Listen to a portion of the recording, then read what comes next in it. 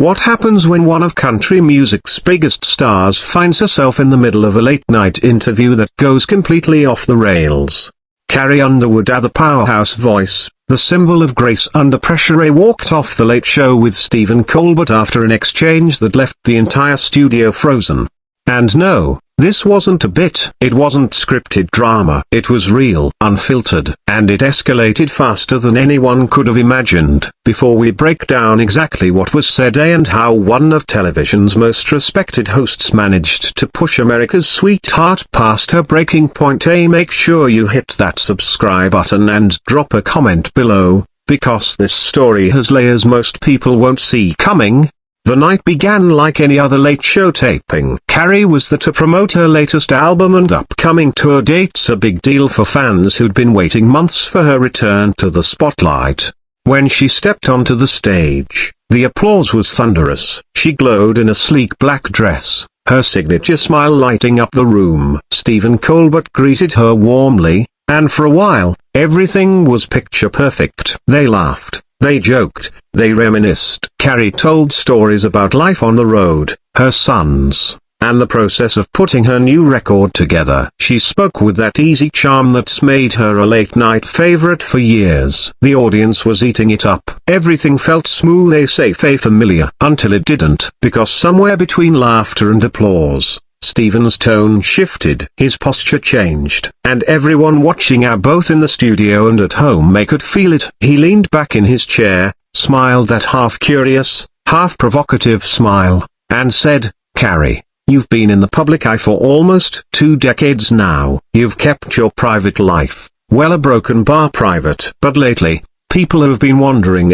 where do you stand on certain issues? Do you think artists have a responsibility to speak out? Or should they keep their beliefs separate from their work?" The crowd went quiet. It was one of those moments where you could almost hear the tension build. Carrie's smile faltered just slightly, but enough to notice. She took a breath before answering, calm and collected. "I think every artist has to make that decision for themselves," she said. "For me, music is about connection, shared experiences, emotions, stories. I don't think I need to tell people what to believe.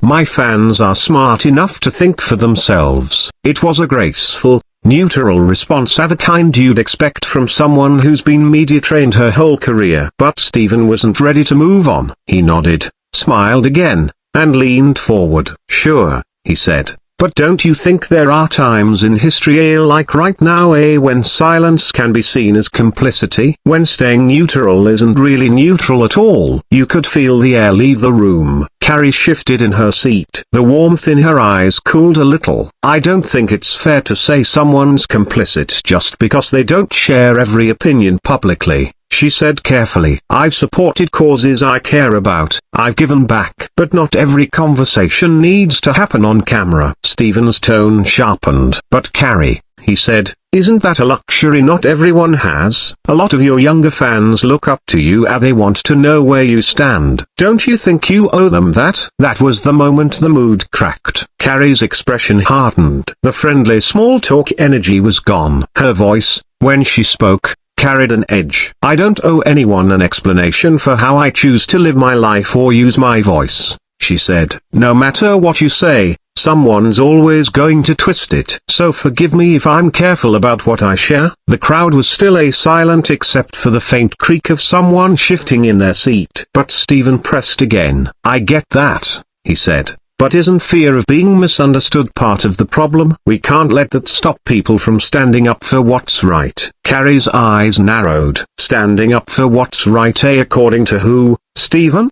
She shot back. "According to you, according to whatever topic's trending this week. I've spent my career trying to be authentic. That doesn't mean performing my beliefs for applause." The tension was thick now, but Stephen wouldn't let it go. He said, "Okay, but let's be specific. There are moral issues, equality, human rights, basic decency. Are those things off limits, too?" Carrie exhaled slowly. "You're trying to back me into a corner," she said, her tone icy. "You invited me here to talk about my music, not to be interrogated. If you wanted a real discussion, fine, but what you're doing right now feels like a setup." Stephen held up his hands, trying to look calm. "I'm just asking questions," he said. "Questions a lot of people want answers to. If that makes you uncomfortable, maybe that's worth examining." And that was it. That was the spark that lit the fire. Carrie unclipped her microphone. "You know what?"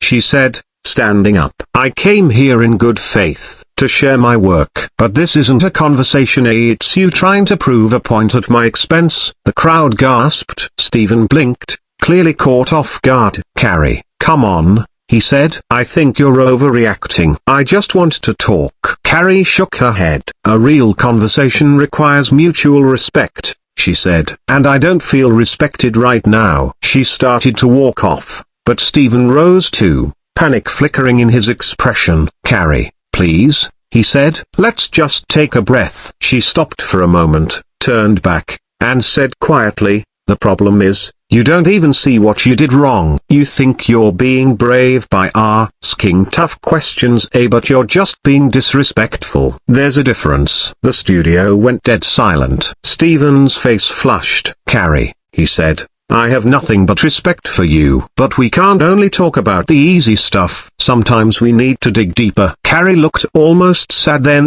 more disappointed than angry.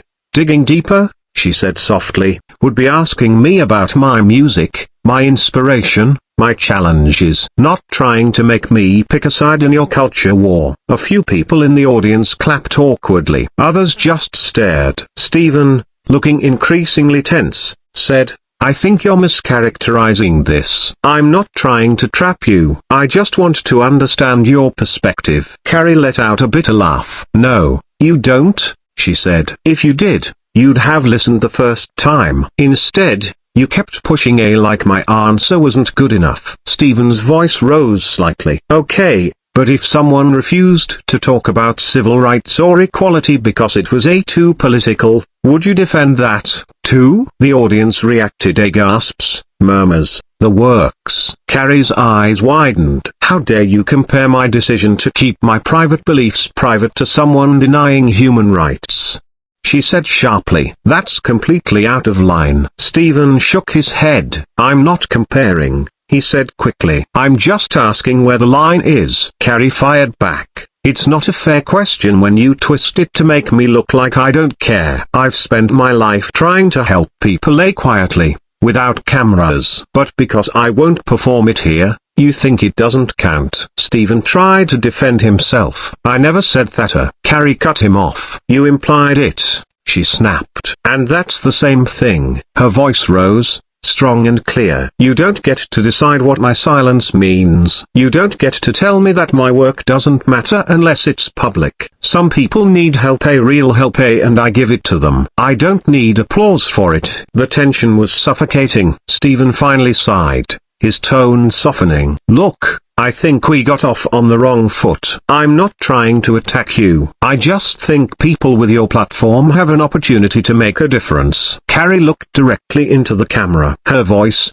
calm but firm, filled the studio. "I love my fans," she said. "I'm grateful every single day for the life they've given me. But I'm not a politician. I'm not an activist. I'm a singer, a songwriter, a mother and a person trying to do her best. I have beliefs. I have boundaries. And those boundaries are not up for negotiation." Stephen tried to interrupt, but Carrie raised her hand slightly, cutting him off. "You think your way of engaging with the world is the only right way," she said. "But life isn't that simple. People are complex. And sometimes, the most responsible thing you can do is admit you don't have all the answers." Stephen's face turned red. "I never said I did," he said defensively. "But surely we can all agree on things like equality and dignity, right?" Carrie's eyes narrowed again. "Of course I agree with those things," she said. "But the fact that you feel the need to ask proves you're not really listening. You're not interested in understanding me, you're trying to make me fit into a headline." The audience didn't move. Some were visibly uncomfortable. Others nodded in agreement. Stephen exhaled. "I'm sorry you feel that way," he said finally. "That wasn't my intention." Carrie shook her head slowly. "Intent doesn't erase impact,"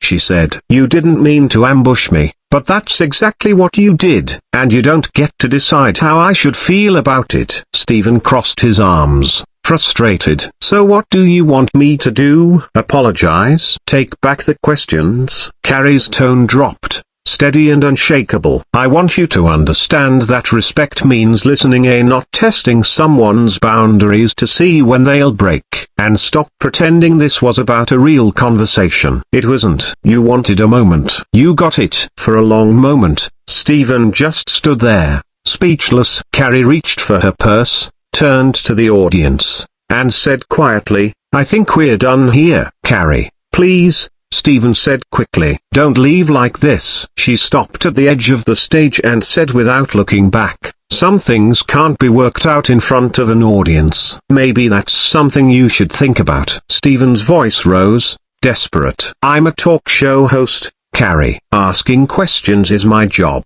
If you can't handle that, maybe you shouldn't come on talk shows. The crowd gasped. Even his biggest fans were stunned. Carrie turned around slowly, her eyes locked on his. You just proved my point, she said quietly. You think that because I sat in that chair, I gave up my right to be treated with courtesy. You think having a platform gives you permission to push until someone breaks. That's not journalism, Stephen. That's bullying. He looked shocked. Bullying? I asked about social responsibility. That's not bullying. Carrie took a step closer. You questioned my character, she said. You implied I don't care about people. You crossed a line. Stephen crossed his arms again. Maybe you're defensive because you know there's truth in what I said, he snapped. Carrie laughed bitterly. You don't know anything about me. You don't know what I do behind the scenes, what causes I support, or what I struggle with. You just see someone who won't perform their conscience for your cameras and decide that means she doesn't have one. Stephen tried one last time. Then why not tell us? Why keep it a secret?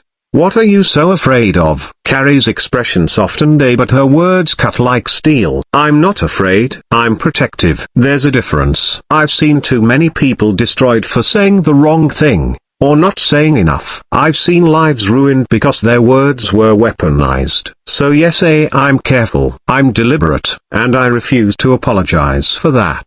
She let the silence hang. And then, with calm finality, she said, I came here to talk about music. Instead, you turned it into a moral test. That's not your right. I owe my fans honesty, not performance. With that, she turned and walked off the stage. The crowd erupted, some clapping in support, others murmuring in disbelief. Stephen stood frozen behind his desk, his cue cards trembling slightly in his hands. The cameras kept rolling for a few seconds before cutting abruptly to commercial. No one spoke, no one laughed, no one knew what to do. But one thing was clear, that night, on The Late Show, Carrie Underwood reminded everyone sometimes silence isn't weakness. Sometimes, it's strength. Because when the lights fade and the questions stop, what matters most isn't what you say in the moment, it's knowing when to walk away.